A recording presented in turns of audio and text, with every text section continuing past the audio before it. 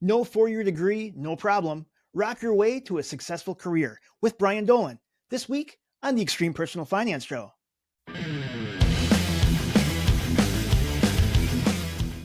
All right, everyone. Today on the show, I'm joined by my friend Brian Dolan. He's a seasoned sales engineering leader who has worked his way up to worldwide technical lead in enterprise technology. From music and digital media to a global tech strategy, Brian seriously has an inspiring story how you can get ahead and build a career without a 4-year degree. So let's welcome to the show, Brian. Brian, how you doing, man? I'm doing great, Chris. Good to see you. Right on, man. It's we've known each other, and I'm trying to think. I mean, Couple of has it years. been it's been like 10 years, hasn't it? Easily. Yeah. Yeah. Yeah. Yeah, we've got our own backstory for sure. And one that's an interesting one for sure. So yeah, at least 10 years. That's right. Our paths crossed at different companies, then the same company, then different companies. Yeah. Right. Cool, man. Well, you and I were talking. We were just catching up a while back, and we were talking about our lives and our journey and what led us to where we are today. And I think it's really cool because I've always been like an advocate that everyone has their own path, right? Some people go down this 4-year college degree path. Some get technical certifications. Some do like work related trainings, that type of thing. And your journey is proof that success doesn't really have to follow the traditional college path, right? Or Right. that playbook, right? The default playbook that kind of we're given. Can you share a little bit about your path? Because you actually, correct me if I'm wrong, you earned an associate's degree in digital media. Is that right? That's right. Yeah. So I think just to start off, I think it's important to note that I was never a great student. Mm. That's something that, I do regret. I would never share with anyone, or I would say recommend to others to not be a good student. But I wasn't. I really wasn't. And it wasn't that I didn't comprehend or understand the information that was coming my way, even in elementary school. It was that I didn't apply myself and lots of distractions. So I just wasn't a great student. So I went, let's see, I made it to high school, and in high school, continuing on the path of not being a great student, I find myself just focused on doing things that weren't school related outside of Mm. school. Music is one of them. And over time, I realized that I was wasting my time. And by wasting my time, I mean this. I was in school and not doing anything productive and not doing the things that I was most passionate about. So I decided to leave school. I left. Oh, I got my GED right away, and that was something that happened almost immediately as soon as I left school. And then I went into the workforce, and I went into the workforce for about 5 years, doing lots of stuff. I worked at a car wash. I drove a truck for Pepsi. I did all kinds of different jobs, but it was the start for me in my mind for my career path actually to not do well in school, not take the normal college path because I really wasn't qualified to do it, and start in the workforce. And that's kind of where it started. And I went on from there. Um, just to kind of round this out, Chris, you said the digital, associate's degree in digital media. After a couple of years or 5 or so years working, driving a truck again, delivering Pepsi, I realized that wasn't going to be my future. I needed to find my way back into school because I'd smartened up a bit. I went to community college for a couple of years and then ended up at a place called Full Sail in Winter Park, Florida, just outside mm. Orlando. And over time, over the course of about 2 years, I did get an associate's degree focused on digital media. And this was in the mid 90s. So digital media was just everything, Sure. DVDs, CD-ROMs, animation, film, video, all that fun stuff. And that's where it all started. That's awesome. And we're going to come back to like those early days, but I'm really curious, how did digital media lead to leading technical teams? I mean, that's pretty Yeah. awesome. So Yeah. can you just condense that a little bit? How did that happen? Yeah. Um, I think it's important too to note that when I went to Full Sail, I really wanted to be an audio engineer. That was my dream. But I found that this whole digital media thing was the new fad, and everyone seemed to be going towards it, and film and video and animation. So that's the direction I went, just to kind of add a little bit to it. How did I find my way into that? Well, I tell you what, after I graduated. I worked in a post-production house working on commercials. Ooh, My claim to fame is I did some animation for a Budweiser commercial that was in the Super Bowl. So I worked hard doing animation, huzzah! Was doing that Budweiser? Was that Budweiser? yeah, well, not that particular commercial, Okay, but one that was it was an interesting story, and we can get to that at some point if you want. But I sure. did work in the creative world for about a year and a half, and I also had another company with a friend of mine that I graduated with, and we did some really good stuff. But I found myself more and more gravitating towards the technical side. It was just natural. I had never been a computer person in my life. I just had not focused on computers. But I found myself just being naturally focused on the technology, focused on helping to fix things that were broken. And without, ripping on any one particular company, there was one in the mid 90s that was having some challenges and definitely needed some tech support. So I was just at the ready. So from the creative world, I actually changed, decided to go into the technical world as a support specialist, a level one tech support kind of guy, and that's what I did. I got a lucky break at an ad agency in Chicago. Again, no 4-year degree, which is what they required. Somehow got in, and that's when I worked my way up. And tech support, just simply working Sure. on devices, Macs mostly in the creative world because I was familiar with that. And over time, I just worked my way up into different roles. Eventually, I found my way into a job where I was doing more demonstrations for software, and that lasted about 5 or 6 years. And then fast forward to the company I'm at now, and that helped me, or I should say, a lot of folks that I'd met over the years helped me get into this particular company. And I think I want to make a point on that because Mhm. relationships matter more than anything else in my mind. It's not so much the technical skill that I could bring to the table. It's not so much the education because obviously that was not, my background. I didn't have deep educational background, didn't have the 4-year degree.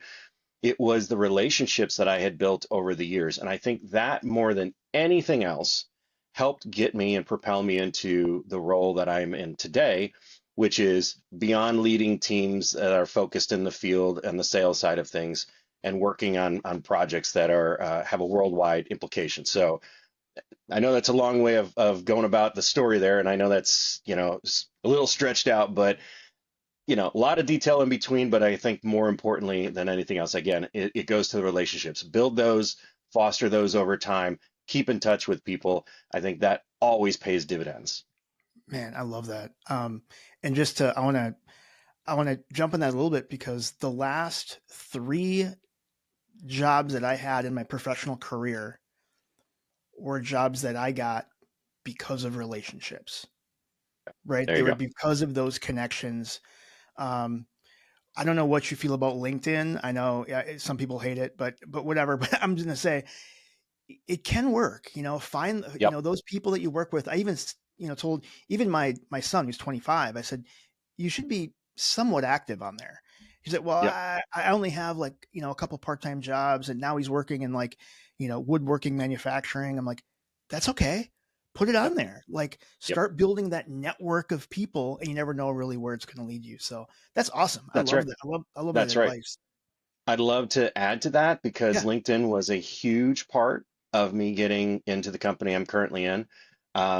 So one day on a Sunday, sitting around the kitchen table with my wife, she is a writer and she worked at a newspaper at the time. And she told me about a website she was writing about. This was in 2010. I I love think it was that. called Simply Hired at the time. I think it was called Simply Hired. I don't know if it's still around, but it had an API. So it connected in with LinkedIn. And what you would do is you would put in your LinkedIn credentials and it would then search. And at the time, by the way, LinkedIn, you weren't doing a lot of job searching at the time on LinkedIn. It was Right. just kind of your online resume. So that's why it had that connection. So you would connect your LinkedIn credentials with it. You would just type in certain keywords and it would pop up positions that were available and all the connections that you had with the Wow. people that work at those companies. So I typed in certain keywords and it popped up all these people I had worked with in some capacity over the years that worked at that particular company. And it was because of LinkedIn. It was because of that Simply Hired website, I believe that's what it was, Yep. that it got me to a point where I started reaching out to those folks and saying, "Hey, look, I'd love for you to sponsor me, for at least an interview at this company." And the person that actually hired me was pretty surprised because there were a ton of people that said, "Hey, you got to talk to this person." So again, it goes back to the relationships. LinkedIn is a big piece of that. Keeping in touch with people is super, super important. That's awesome. That's awesome. So early on, and you mentioned, working in support for an ad agency. Yeah. It kind of was like your curiosity, your hands-on experience, like that led you there. One thing that I've found, so I just recently was talking with a friend of mine named Jack Wang. He has a podcast called Smart College Buyer. It's super awesome. He travels around going to all these colleges, does presentations, and he has a podcast focusing on college planning. And the interesting thing, I asked him this question. I'm going to ask you the same question.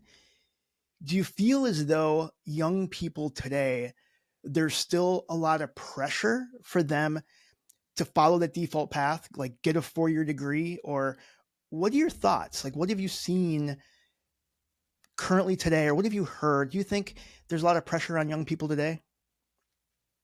Um, I think it's the default, right? So I'd Mm-hmm. say, yeah, the pressure is there. I'm sure, and as a father myself, I want to, and we're already talking to our daughter who's 9 years old, encouraging her to continue school. So it's ingrained in her early on. It wasn't for me. So I think, yeah, the pressure is there. But I also think that everyone's path's different. So you might have that pressure to do a particular thing. But if you find yourself just not focused or not really great at studies and wanting to go to a 4-year degree, and maybe that path is just not for you, yeah, I just don't see it as something that needs to be there. And I think that with relationships, with real world learning, actually figuring things out for yourself. And as a technologist, that's what a lot of us do, right? We just figure things out ourselves. You combine a lot of these different factors, having that pressure, that societal pressure to say you got to go to a 4-year college or and beyond in some cases, it's not for everyone, and it's not necessarily needed. So yeah, the pressure is there, but I think there's a lot of other options out there. Now, I will say this: you may not necessarily need that degree, but I will Mm-hmm. tell you that the time that it took me to get up to speed with folks that I believe, learned a lot of things in business early on in college and beyond. It took me a lot longer to figure that out. So the path is not quick or easy if you're not going to do a 4-year degree and you plan on being, doing some kind of professional work for a large company. Um, but it is possible. It is definitely possible. And do you think that, you and I have talked about it, how some of the most popular blog posts I have, or how people find heavy metal money, is because they're Googling about trade jobs. Mm. And, something that you mentioned to me was you don't have to be a white collar office worker to be successful, right? I mean, what are your thoughts there? I mean, trades are super important, aren't they? Very much so. And remember, anyone that's listening, success is relative. Whatever you think success will be, is fine, right? And success doesn't always have to mean tons and tons of money. Success should be more importantly, in my mind, even though this is about money, it's Mhm. about happiness. And I know that may sound cheesy, but it really is No, happiness. yeah, I So agree. so yeah, I mean, most of our conversation we've been focused on, my career path and what you've done as well, and what others have done, and really it's about those that are in kind of the white collar world, working in offices or working for large corporations, what have you. Not everybody is fit for that, and by that I mean not necessarily fit, because that is one piece, but maybe don't want that either. And that's okay, right? There's a lot Mhm. of people that work with their hands. One thing I didn't mention before is I went to trade school half the time I was in high school to be a Mm, mechanic. So I did some of that stuff as well. right on. What I'm getting at though is that um, all the things that we talked about, or all the things that I think are really important, which are, of course, the relationships, perseverance, mentors and being close to those, being a really good listener. All of that applies to blue collar jobs as well. Those the trades, whatever they may be. I think it's Hmm. extremely important to understand that because again, success is relative. Success for you might be I want to be a master mechanic. I want to be the best welder in the world. I want to, be some whatever it is.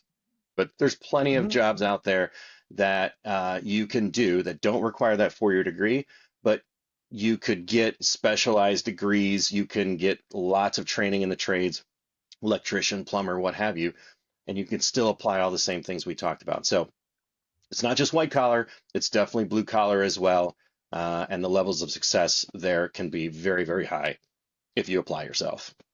That's awesome. Yeah, I think we're going to need more electricians and plumbers and HVAC technicians and all of the above, right? Yep. So if you like working with your hands and you can build a very successful career, either working for a larger company, you could always be self-employed. I mean, there's a lot of different ways that you do that, and you can definitely be successful.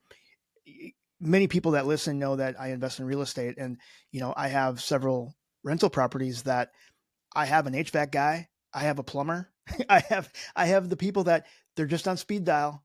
They do it and it gets done and they get paid. And yeah, it's a really it's an option for sure. It absolutely is. And it's something that I would say I'd encourage people to explore those things because just as you said, the need is almost always there when it comes to the trades, right? In let's say a large software company, the need may not always be there. That software may go away, Sure. but air conditioners and heaters, they're not going away. Yeah. Right. Cars, they're not going away. They may be changing, but still got to work on them. That's right. Whatever it is, electricity, I don't think that's going away anytime soon. So all of these things are really, really important, just as you mentioned. So I would encourage people to explore those. And again, success is relative. I know I've repeated that a Hmm. bunch of times, but as it relates to the trades that we've just mentioned, Hmm. they make very good money to start with, and as senior, whatever they may be, very, very good livings that people can actually have a family, a house, and again, some level of success, whatever that may be for you financially. It's not something where they're going to have to worry about minimum wage and working two jobs. That's a career for sure Sure. in the trades. Totally. Those of you that may like, if you're kind of interested in maybe being an electrician or maybe being a plumber or whatever, um, I've found some wonderful people that I follow, like on Instagram, and they will kind of follow along with them as they're doing repairs or doing just whatever it is. And they sometimes will talk about, oh, this is what I keep in my truck, or these are the tools that are help me the best, or this is how I got around this problem, and this is how I troubleshooted this thing. And it's just super fascinating to me. I think it's super fun, and I could get lost for hours watching tradespeople on TikTok. So you mentioned that societal like pressure. Do you still think that there are those organizations that I guess hang career success on that Yes, master's degree or bachelor's? So 100%. okay, Yes. Yeah, yeah, they do. But I also think that it depends on how far you want to go. Do you want to be, sure. a senior vice president at a company that, is billions and billions of dollars in annual revenue? I don't know if someone that doesn't have, some a four-year degree or beyond, that may not be the place for you. I don't know. That's not the position I'm in. But I will say that, frontline, I would say mid-level managers and even senior leaders in various companies can absolutely be very successful without those four-year degrees. Again, this is my opinion. This is what I've seen in the Sure. world. I think that there's many people that move into even those very senior roles, vice presidents and beyond in Mhm. different companies. But I think it's just a little bit more difficult to do that. And that I think that would again it goes back to those relationships. If you prove yourself over time that you can do a certain thing and you can do it really, really well, and you're side by side with someone that has a degree and another person that doesn't, right? You're the person that doesn't, and the other person has that degree. You might have more experience. You still potentially could get that job, even though you don't have that degree. So again, I still encourage people to go to that, go to school. Mhm. But again, I keep going back to it's not necessary. I will say this one more thing. Sales is not for everyone, right? And I don't I don't have a background in sales necessarily, but I've kind of tripped my way into the world Mhm. of sales and the technology side of things. And although I'm not out there peddling devices necessarily in terms of sales, you Yep. know, I was always part of a support team to help those that are in sales. Um, my point is, though, in sales, you don't necessarily need that degree. That's another avenue for folks. Learn the trade, learn whatever it is that you're focused on or want to be focused on. And there's a lot of great entry level, I would say, roles in sales that can get you a lot further along, excuse me, without that four-year degree. Yeah, totally. And to your point too, I never really considered myself, a salesperson. Yeah. But again, being on that sales team and being on the technical side, a lot of what I did was solve problems.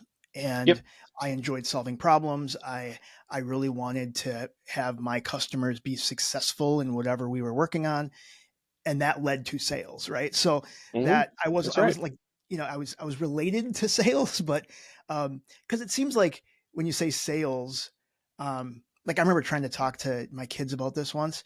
It was I think I mentioned this in a previous podcast, but one of the first few years that I was at my last role, I got a commission check like after I think it was like the last quarter of the year, and one commission check was like $14,000, the largest commission I had ever got in my entire life.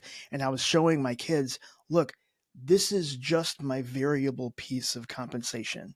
Yeah. This is why if you just entertain sales as as a possibility, but they always think, sales, you're like a slimy used car Yeah. salesman. You know what I mean? Right. You're selling crap that people don't need, that type of thing. Yeah. Yeah. So Yeah. It's the perception is real in that people believe that. And of course, there are jobs that are like you described, but um, uh, it's not all that way. You mentioned it. There's some really key factors. Are you passionate about what you're talking about? I think that's the most important thing. Do you know what you're talking about, right? So credibility is a really important thing. Personality, can you have a conversation with people, right? That's really all you need. Those are the things, and of course, other factors, but those main things are what you need to be successful in the world of sales. You don't necessarily have to be the person that has the awards on the wall for top salesperson of the year. If you can talk about what you want to talk to them about, what they're interested in, and do it in a credible way with some personality, you're not really selling anything. You're just demonstrating what you know to that person, and they're looking for something. So you're just helping them. So again, it's not the traditional sales role, as you mhm. mentioned. It's just passionate about what you do, talking about it, and having fun at it. Yeah, that was awesome. So, I mean, you mentioned some really good skills that people, well, that I think matter even more than a diploma hanging on the wall, right?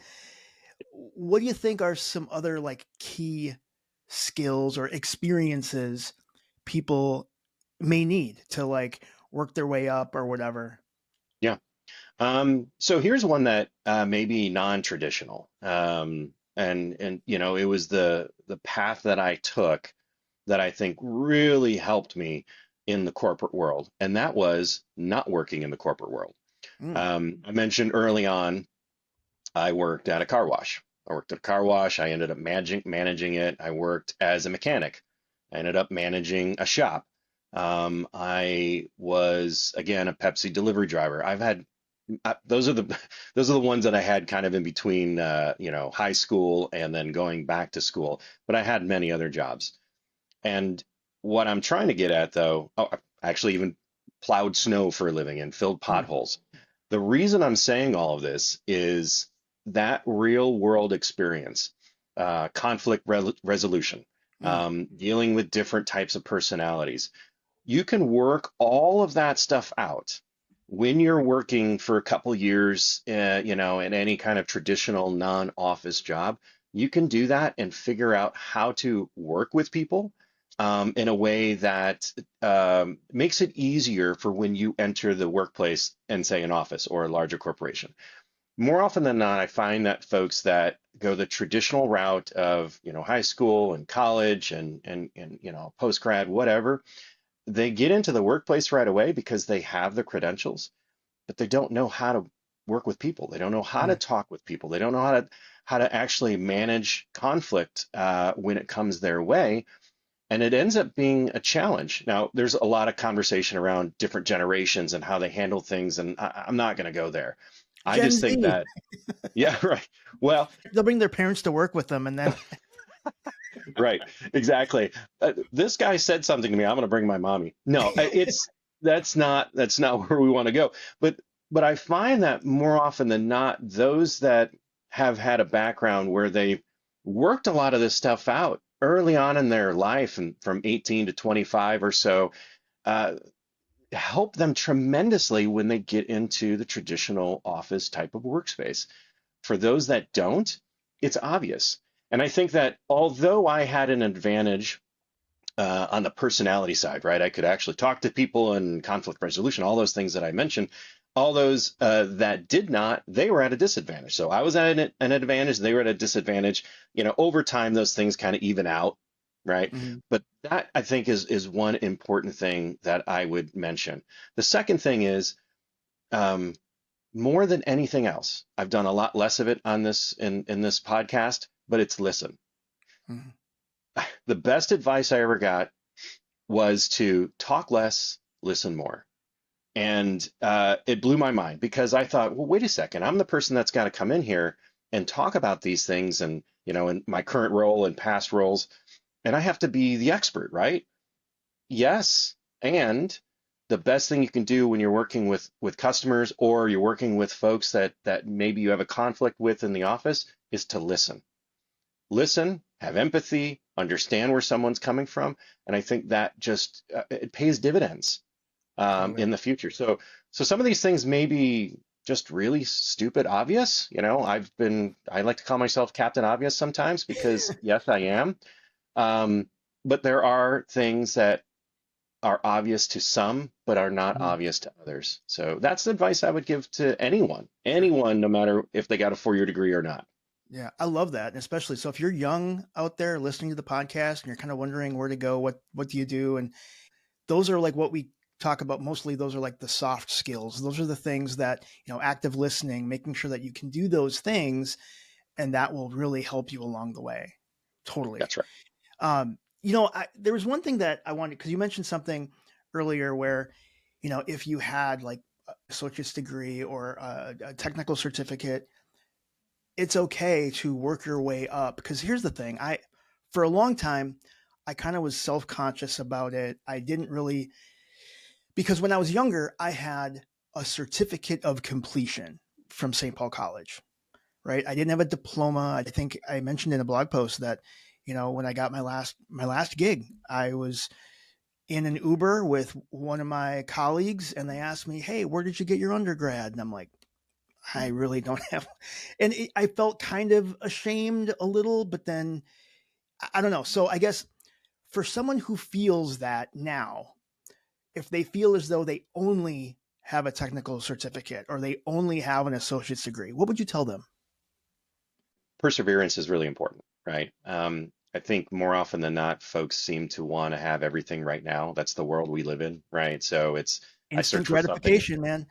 It's absolutely. And I listen, I'm all about instant gratification. If I can find information out there in the world somehow, some way, without going to thumb through an encyclopedia. And by the way, for those that are under 25 or even 30, you probably have no idea what I'm talking about.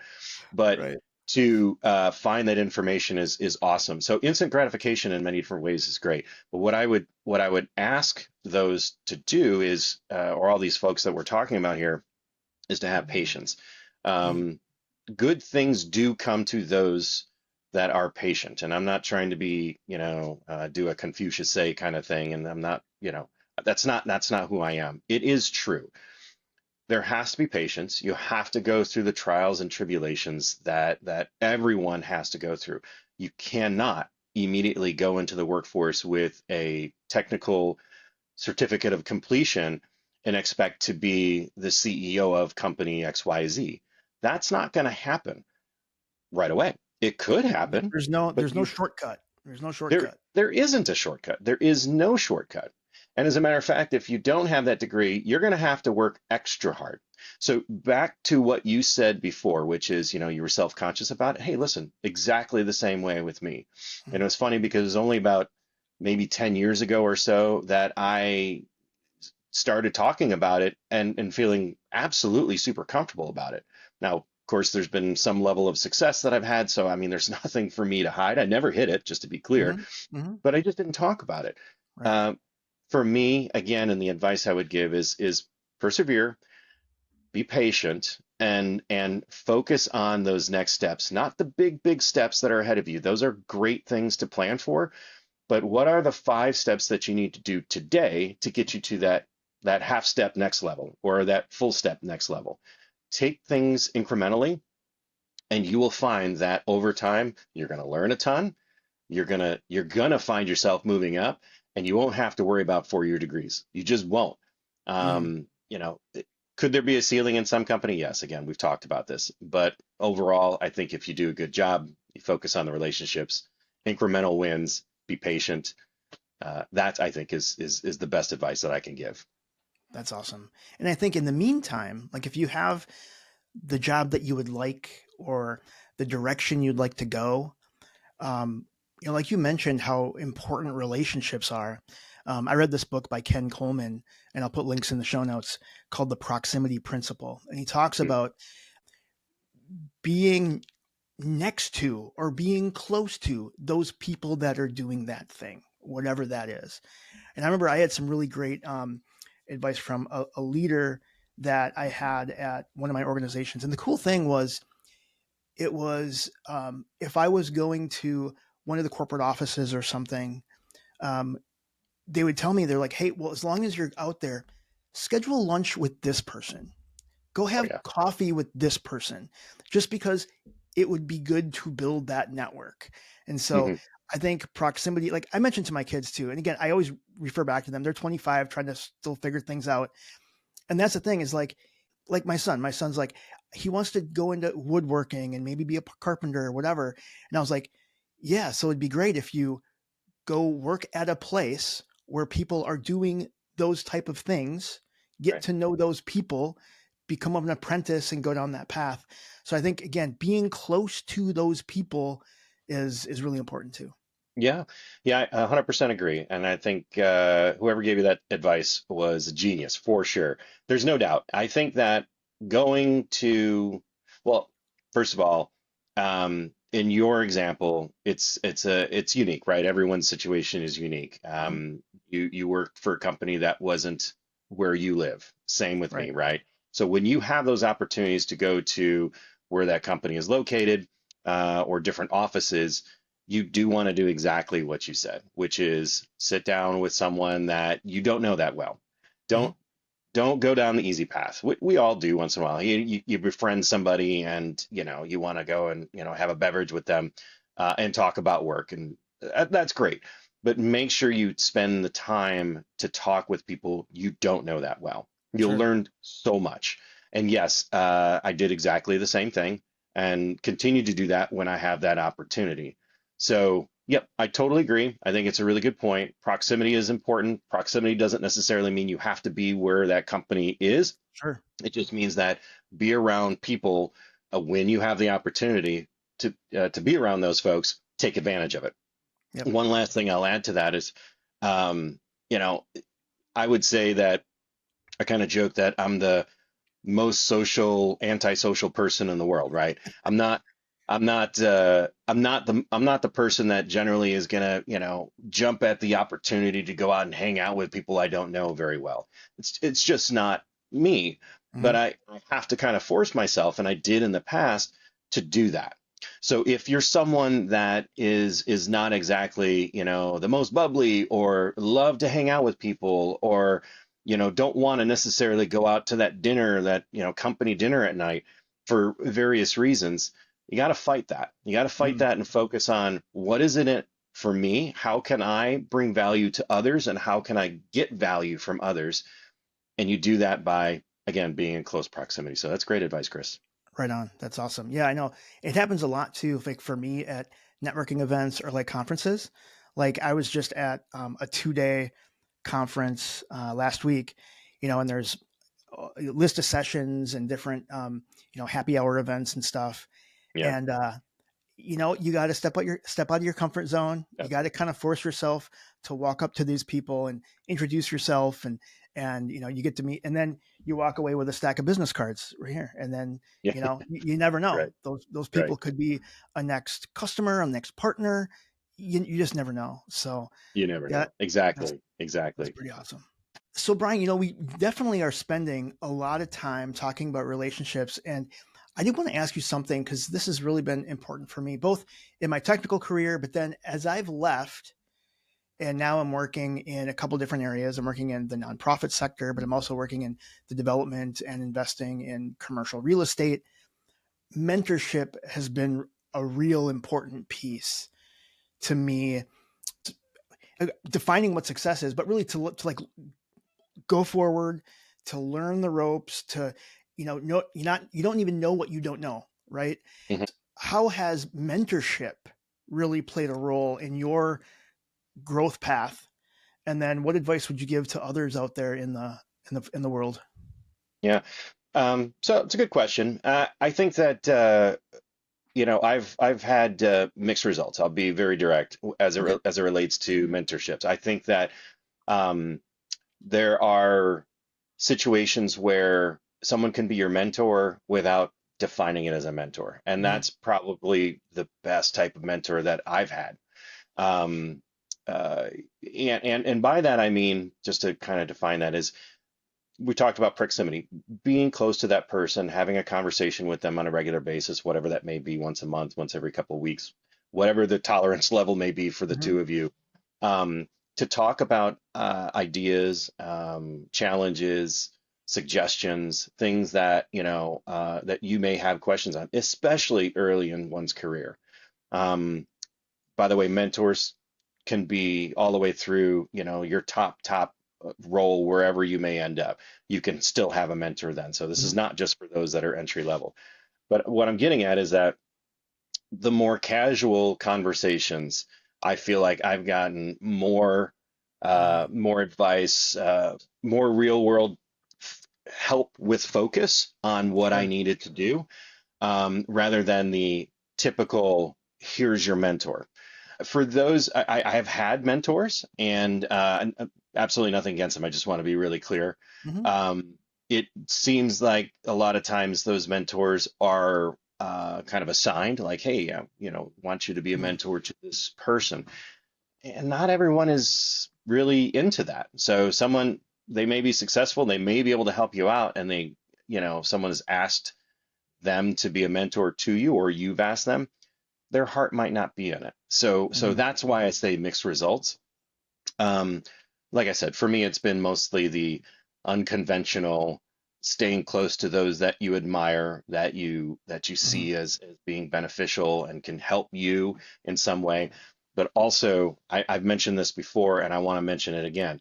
Even if you're working with somebody that's your mentor, officially or unofficially, do everything you can. My advice is do everything you can to make sure that that relationship is mutually beneficial. Mm-hmm. I learned early on that for someone that is not an official mentor of mine, that I would constantly be going to that person and asking for something. And I realized that over time, that person was kind of worn down because they knew I'd call them up or meet them and it's like, hey, I need this or I want that or what have you. And my unofficial mentor, actually my manager at the time, said, "Are you bringing anything to the table?" And I thought, well, why would I bring Mm-hmm. why would I bring anything to the table? I'm looking for them to help me. He goes, Sure. "Yeah, I get that, but you have to find some way to make it mutually beneficial, so that way you're just not draining them of information." And I thought, wow, I mean, yeah, that's another Captain Obvious type of thing, but I didn't think about that. So mentorship is great, but make sure it's mutually beneficial in some way. You got to be creative because you may not Yeah. bring the information you're looking for to them. That's the point. But you Yeah. still should be able to bring something to them and help them in some way. Because again, people, it's good. It's good to have a mutually beneficial relationship. It doesn't have to be transactional. It just has to be mutually beneficial in some way. Right. Well, and even if you don't necessarily know specific what your mentor or your leader may be looking for, it's you can always ask, That's hey, right. how can I help? How can I help? I mean, Right. that's the very simplest thing. And again, you can be lower down on the totem pole, you can be whatever, but just by asking, like I was just at a tech event here in Minneapolis. Minstar is a local nonprofit that really gets you know, they help build community in the tech space. So Mhm. I went to this event. It's super rad. It's called the Mini Demo, and they got a bunch of startups. They get 7 minutes to present their technology to a full auditorium of people. And you can't use slides. It's got to be live, real technology. And then in the crowd, you could have angel investors, you could have anything. Anyway, but I was at this event and I was talking with um, someone that I had used to work with. He's now in a tech space. He's launching a brand new app, and we were having a really great conversation. And I remember as we were talking and we were kind of wrapping up, that's what I asked. I asked him, I'm like, I'm really excited for what you're building here. How can I help? Is there anything I can do? And so, I just, it's super simple. And I just think people, again, like you said, it goes both ways, right? Yeah, I'm glad you said that, because that's a really important piece of the puzzle. Because again, you may not know what you can bring to the table. The simple question that you've just said, you ask, what can I do? And you may Yep. not get anything out of it right away. Yep. But I think that that's really key. Quick example, using that same example that I said before about the person I was kind of, pulling a lot of Hmm. information from. I finally did ask, right after I was given advice by my mentor, unofficial mentor, and I said, "What can I do to help you?" Just as you said, Hmm. and that person immediately had an answer. Said, "Yes, I'm looking for information from customers about X, Y, and Hmm. Z, right? And you're Sure. closest to them." So, instead of me hearing it from someone else or hearing it through, three or four different people and it gets watered down, you're talking directly to these customers. I'd love to hear exactly what they have to say. Well, great. I can be that conduit, right? So there's always something there you can offer. You just need to ask. I love that. I love that. And I like asking. So I often kind of think of like when I'm doing the podcast or when I'm writing a blog post, I always kind of want to frame it on, well, I want to write this as if it were me back then. Like what did I not know then that I wish I knew? Hmm. So if you could go back and tell your younger self, right? One thing about like building your career, maybe without a 4-year degree, Hmm. or building a career in tech. I mean, you really didn't really know you were going to go on that path in the beginning, but I guess what would you tell your younger self? Oh, that's a good one, Chris. I have to think about that. I think the first thing that comes to mind um, is when I made the switch from the creative side to the technical side. I kind of fell into that. I just was passionate about it. And by the way, being passionate about what you do, I think is extremely important, right? So I, again, fell into it, became Hmm. technical, and just started working in that world. What I think I would tell myself now, my younger self now, is apply myself more. And I say that because I was enjoying what I was doing. I was learning a lot, but I wasn't as focused as I could have been. I honestly, I'd fallen back into the high school challenge that I had, which was I just wasn't super focused. I learned a skill, I was applying myself, I was doing well, but I wasn't exactly pushing forward the first year or two, Hmm. and trying to learn more. And it took me a little bit of time to figure that out because again, I just learning on the job. Once I did that, it really helped accelerate my career. It helped me accelerate in that particular role. It helped me accelerate in the next one and the next one and the next one. Sure. So I would say for those, some advice that I would give for those that may not have that 4-year degree. I've already mentioned it once. You might have to work twice as hard. Working twice as hard also means you need to apply yourself and help to not just work where you're at twice as hard, but work Mm, twice as hard at learning new skills, at listening to others and what their needs are, and pushing yourself forward and getting into that uncomfortable zone, because the only way you learn is by being uncomfortable and not knowing what it is you're doing. You got to kind of put yourself out there. So apply yourself and push forward. That would be what I would tell my younger self. dude, I love that. And I think that's a great statement to kind of wrap up the show on. I think that, first of all, Brian, thank you so much for hanging out with me today. I think it's super fun. Thank you. I mean, I kind of geek out about this. I'm really passionate about it because I think it's because I also don't have a 4-year degree. And I feel as though we live in such a different time Mhm. and there's so many different ways that you can connect with people. You can build a career that's super successful, and you can have fun doing it as well. I want to thank you for hanging out with me. Thank you, everyone, for listening, for following along with us on YouTube, wherever you get your podcasts. And we will see you next time on the Extreme Personal Finance Show. See ya.